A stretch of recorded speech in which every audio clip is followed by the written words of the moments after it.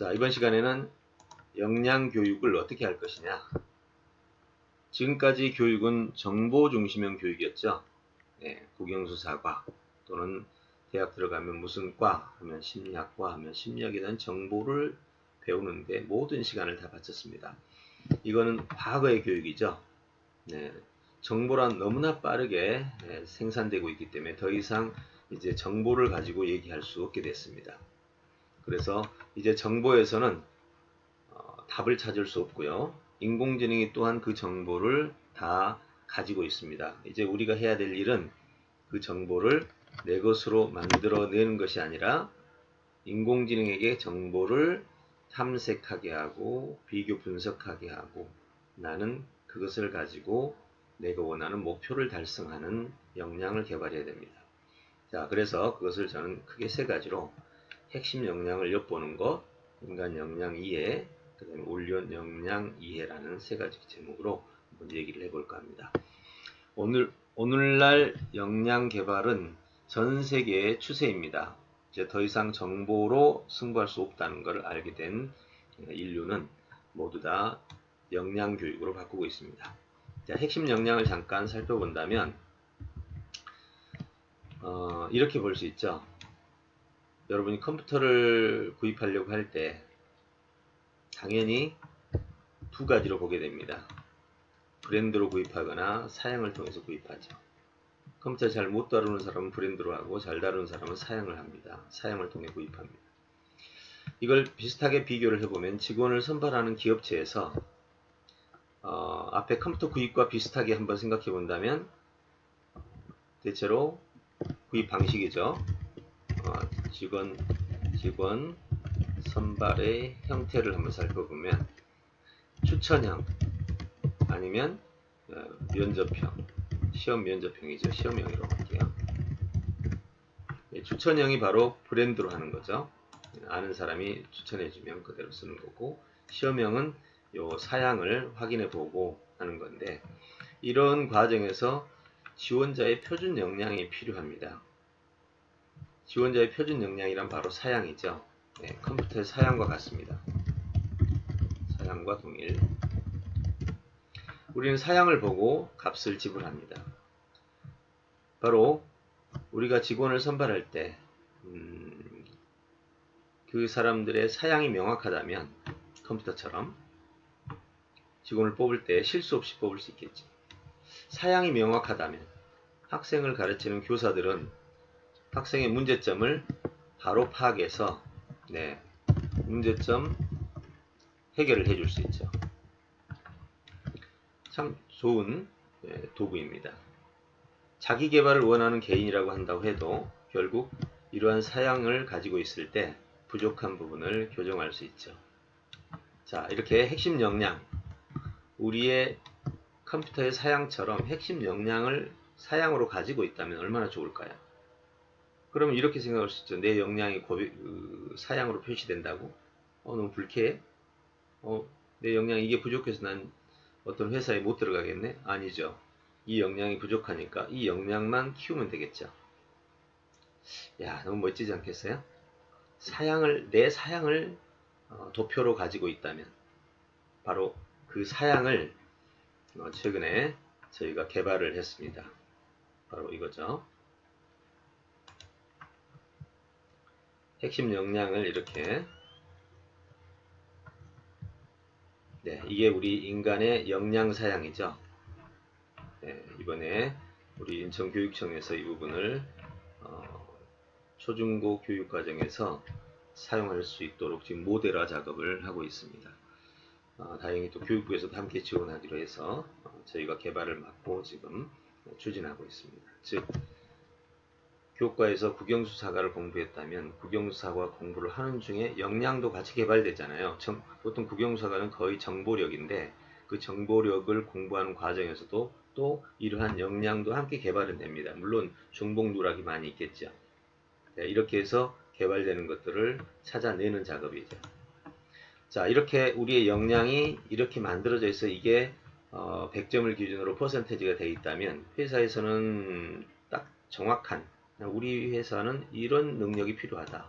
이런 능력을 보게 될 것이고 우리 회사는 이 정도 역량은 다 필요하다 하면 이 정도 역량을 볼 것이고, 근데 나는 그 회사를 가고 싶은데 이 역량이 부족해. 그럼 이 역량만 얼른 개발하면 되죠. 그런데 역량을 모르는 사람은 내가 뭐가 부족한지를 알 수가 없다는 거죠. 예, 면접을 떨어져도 모르는 거예요. 또 면접을 했던 그 단체 기관에서도 뭐가 정확하게 부족한지를 짚어주지를 못합니다. 결국은 내가 뭐가 부족한지 몰라서 내가 원하는 일을 이루지 못하는 그런 일이 벌어지는 거죠. 어떻습니까? 지금 핵심 역량 정확하게 이해되죠? 컴퓨터 사양이죠. 네, 이런 것이 지금 우리에겐 필요한 겁니다. 자, 그래서 세계는 지금 핵심 역량으로 가고 있고, NCS라는 시스템도 지금 현재 직업계에서 표준화되고 있습니다. 예전에는 이런 식이었죠. 기존 방식이었습니다. 학문 중심, 지식 중심이었죠. 그래서 공급자가 공급했는데 지금은 일 중심, 역량 중심이에요. 그래서 산업계 수요자 중심으로 해서 만들어가고 있고, 국가 직무 능력도 표준화됩니다. 대분류에서 건설이다 그러면 건설에서 요소가 나오죠. 다시 건축에서 또 요소가 나오죠. 건축 시공에서 요소가 나오죠. 이렇게 각 요소별로 나눠서 이 부분에 능력이 있냐 없냐, 다시 또 이 아래로 또 능력이 내려갑니다. 아까 봤던 한글 파일과 같죠. 네, 이렇게 이게 있니? 이거 있니? 이거 있니? 이게 있니? 이 아래 또 있는, 이렇게 내려갑니다. 이게 바로 역량 중심이죠. 그래서 직무가 능력 단위로, 능력이 단위 요소로, 단위 요소 밑에서 이제 수행 정보와 지식, 기술, 태도가 있는지를 하나씩 하나씩 평가를 해 나가는 방식이죠. 앞으로는 참 우리 직업계에 상당히 높은 수준의 역량이 구현되지 않을까라는 생각을 합니다. 드디어 교육부도 질세라 2015년을 중심으로 해서 6가지 역량을 제시합니다. 6가지 역량을 제시하면서 역량 중심으로 개편을 했습니다. 문제는 개편을 했는데 이러한 역량을 평가하는 시스템이 없었죠. 다행히 저희 이 시스템이 그 역량 평가 시스템으로 현재 활용을 해보겠다고 이제 개발을 시도하고 있는 중입니다. 자, 새로운 도전이죠. 네, 결국 핵심 역량을 우리는 인간의 역량으로 정착해가는 우리 현대 사회에서 정말 마이더스의 능력, 무엇이든지 하는 능력은 뭘까? 그 능력을 이걸로 한번 정리해보면 어떨까요? 인류가 남긴 최고의 업적은 무엇이냐고 물었을 때 거기에서 우리는 골라볼 수 있습니다. 여러 가지 역량이 있지만 인간이 남긴 역량을 업적화 시켰을 때 최고 상위 수준은 인류의 문명입니다. 자, 인류의 문명을 사례로 한번 만들어 본다면, 자, 보이시죠? 기억나시죠? 불을 발견하고, 바퀴를 발견하고, 종이를 발견하고, 뭐 활자, 증기관, 방적기, 기차, 전동기. 이 중에 하나만 지금 없다고 칩시다. 지금 전동기가 없다, 기차가 없다고 생각해 보십시오. 물론 하나만 없을 리는 없겠지만, 물리과학에서의 발견들, 파스칼의 법칙이나 뉴턴의 법칙이나 등등, 이런 모든 발견들이 바로 인류의 문명이죠. 이런 것들을 발견하고 발명하게 한 게 바로 인류의 업적이죠. 그걸 뭐라고 부를까요? 그걸 정의하면 되겠죠. 그걸 우리는 역량이라고 부른다 이겁니다. 자, 그렇다면 지금 우리는 대부분 사람들이 이렇게 하죠. 이걸 배우죠. 요거를. 우리 모든 학교는 이걸 배우죠. 이것이 뭔지를 배우죠. 그런데 이 사람들은 이걸 만들었죠. 즉 발견하고 발명했죠. 이제 교육은 연구해 놓은 것을 배우는 수준이 아니라 우리도 이렇게 만들어가는 과정이 필요한 거죠. 생각해 보세요. 여기서 이거에 대한 것이 없었죠. 파스칼이 이걸 발견할 때는 이게 없었단 말이에요. 배울 수가 없었어요. 없었으니까. 그래서 알아낸 거죠. 이제 우리도 없었던 걸 알아내야 된다는 거죠. 그래서 인간의 역량 정의는 결국 알아내는 능력이다. 이거를 요즘에 와서 다양한 역량으로 표시를 하고 있는데 전부 내용이 많아서 펼치긴 좀 그렇습니다. 공무원 역량 요소도 문제 해결입니다. 기업도 문제 해결. 교육계 역량도 보시면 세 개의 교육 요소도 다 문제 해결 역량, 즉 알아내서 우리가 불편한 것을 해결하는 거죠. 예, 국내 교육부에서 2010년에 만든 역량을 보십시오. 자, 인지하고 비인지로 나누고 6개로 나눠졌습니다. 의사소통, 정보기술, 종합적 사고, 글로벌, 대인관계, 자기관리. 이번에 2015년 개편한 걸 보시면, 자, 핵심 역량 비교해 볼까요? 자기관리 여기 있네요. 정치적 정보 처리 여기 있네요. 그 다음에 창의적 사고, 종합적 사고죠. 그 다음에 심리적 감성, 이거를 이렇게 바꿔놨어요. 글로벌 역량, 다문화와 함께 같이 갈 수 있는 능력. 의사소통 역량은 여기 있고요. 그 다음에 공동체 역량은 여기 있죠. 어때요? 결국 우리는 2010년에 대학 역량 요소를 가져다가 지금 이제는 초중고에다가 덮어 씌웠습니다. 그리고 대학 역량 요소는 다시 우리 공무원 역량 요소에 가면 이렇게 나옵니다. 여기 보시면 의사소통 나오죠. 그 다음에 이해조정의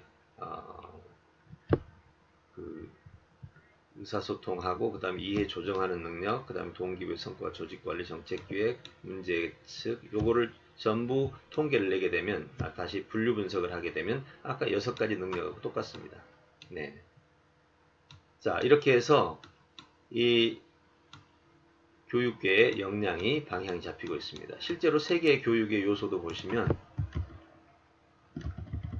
해외 주요국 요소를 보시면 비슷합니다. 영국 의사소통, 그죠? 정보기술, 사고기능. 결국 우리가 따왔던 거죠. 문제해결 협동, 의사소통, 지적 역량, 개인적 사회적 역량, 관계성이죠. 타인과의 자기 관리력. 각 국가마다 좀 차이는 있겠지만 거의 유사하게 역량을 결정하고 있습니다.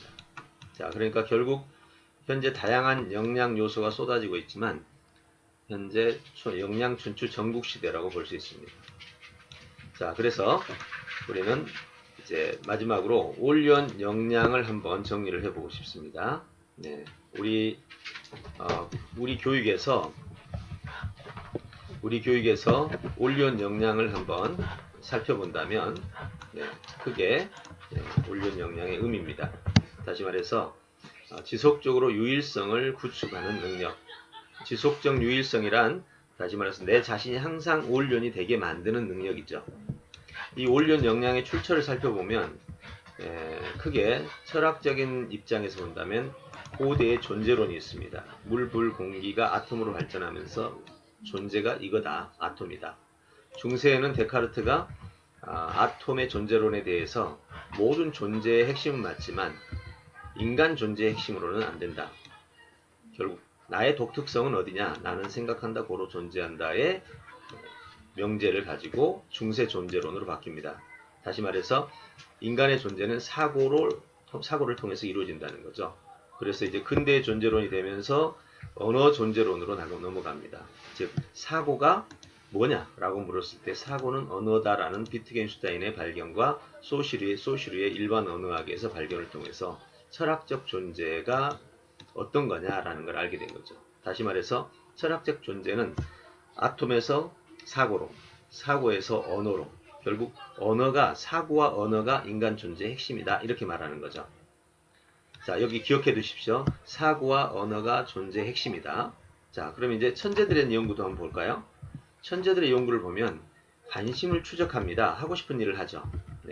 두 번째, 주제를 중심으로 연구합니다. 이때 이제 스스로 인지가 개발이 되고 정보 자체가 개발이 됩니다. 그리고 인성 가정 문화가 불행한 사람이면 즉 불행한 상황에 놓였을 때는 불행한 천재가 나올 가능성이 높고 행복한 가정일 때는 행복한 천재가 나올 가능성이 높다라는 거죠. 자, 이게 올연 역량의 출처입니다. 어떻게 올연이 되어서 자신의 뜻을 이루어가는가? 연구의 배경을 보면 아까 제가 말씀드렸던 컴퓨터 사양과 비슷합니다. 다시 말해서 입력과 출력값의 문제죠.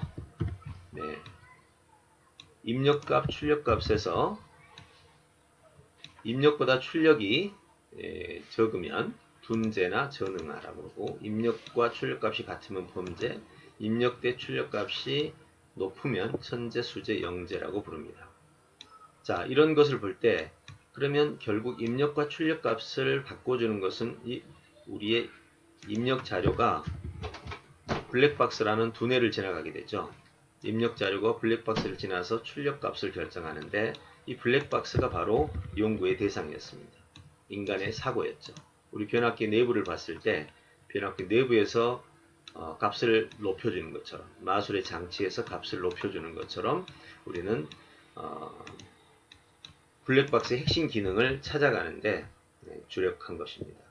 결국 블랙박스를 우리가 알아보기 위해서는 블랙박스 안에서 어떤 일이 벌어지는가, 러더포드의 원자 모형이나 브라운 운동의 원자 발견이나 모두 보면 블랙박스 안에서 질문이 나옵니다. 이게 뭐지? 어떻게 이렇게 되지? 그리고 이것을 하나하나의 낱개의 답을 찾아 나가 가지고 체계를 통해서 이해를 하죠. 자, 예를 들어서 이렇게 개념이 있을 때 예제 1번은 사과, 배, 감, 귤, 바나나, 수박, 일대 과일이라고 하고, 예제 2번은 이렇게 나오면 채소라고 합니다. 예제 3번은 과일, 채소를 합쳐서 첨과 과채류라고, 예제 4번은 이렇게 묶었을 때는 농수산물이 되죠. 농수산물은 다시 이렇게 펼쳐집니다. 그렇죠? 농산물, 수산물, 과일, 채소, 곡류, 그리고 더 펼치면 방금 위의 내용이 전부 여기에 다 담겼죠. 이렇게 다 담김으로써 방금 여기에 있는 이 내용이 전부 체계화됩니다. 우리는 이것을 체계화라고 하죠. 이렇게 낱개로 있을 때는 가치가 발생하지 않지만, 이렇게 체계화가 되게 되면 이거는 가치를 만들어낸다, 이런 뜻입니다. 이게 바로 블랙박스의 핵심 기능이죠. 체계화시킨다. 유대인 노벨상도 마찬가지입니다. 바로 그들의 창의적인 능력은 이러한 블랙박스의 체계화 기능에 의해서 나온 결과물이다, 이렇게 보시면 됩니다.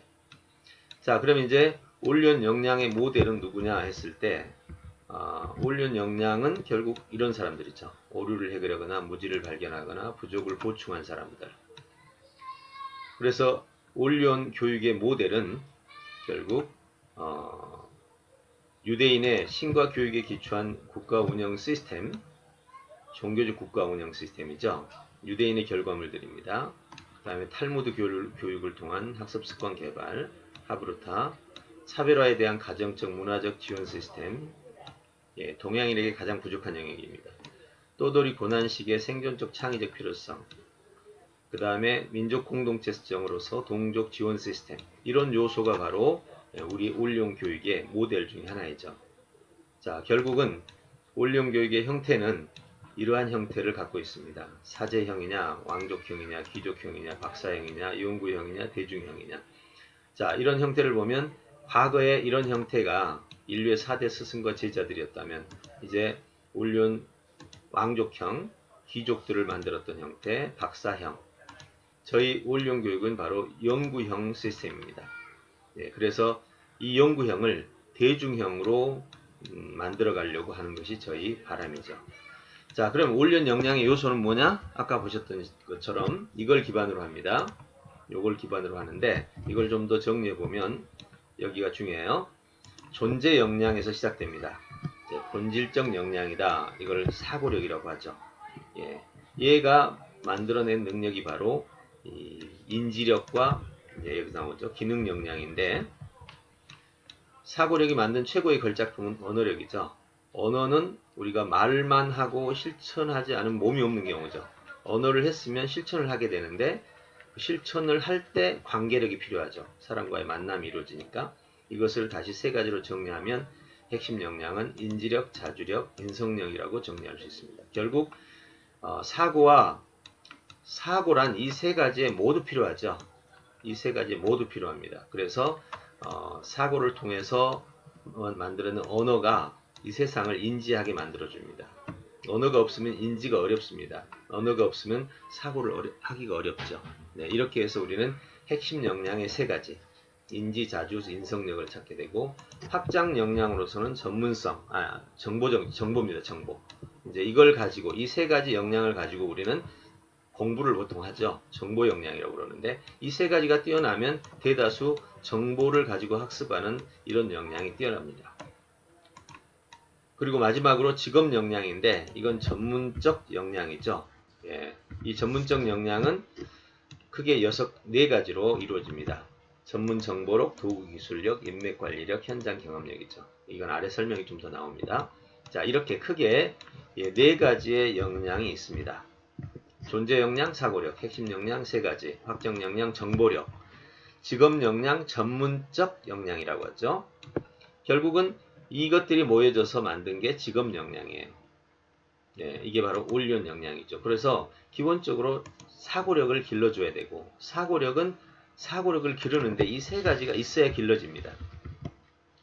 그리고 이 3가지를 가지면 다시 정보 역량이 길러져요. 그리고 이 위에 3가지를 몽땅 모으면 직업 역량이 길러지죠. 네, 이렇게 해서 우리는 올리온 역량을 만들어 가게 됩니다. 자, 여기까지 올리온 역량에 대해서 한번 잠시 얘기를 해봤습니다. 자, 결국 핵심 역량으로 전 세계가 가고 있는데 핵심 역량이란 결국 사고력, 즉 마이더스 역량인 사고력에서 시작된다. 그리고 그 사고력은 이 3가지 역량을 탄생시킨다. 네, 인지, 자주, 인성.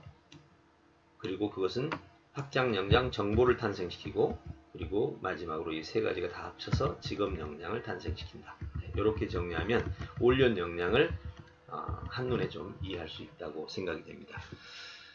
네, 이렇게 해서 우리는 우리 대학부의 교육 방향, 인간 역량 개발의 방향을 한번 살펴봤습니다. 자, 한번 다시 정리해보면 올리온 스쿨의 미래는 결국 세계 최고 3나라 아니요 3가지 교육에 기반해서 올리온 스쿨의 시스템이 만들어지고 그 다음에 인간 역량 개발 방향에 초점을 맞춰서 세계 최초로 개발한 이 역량 개발 분석표를 가지고 운영이 됩니다. 자, 이제 여러분은 뭐가 부족한지를 이 역량 개발 분석표를 통해서 볼 수 있겠죠? 그리고 나서 우리의 핵심 역량이 부족한 부분을 채우고 잘하는 부분을 더 잘 개발시켜서 나의 직업 역량을 만들어낼 수 있다는 겁니다. 네, 이렇게 해서 이 역량 개발의 방향을 한번 잡아봤습니다.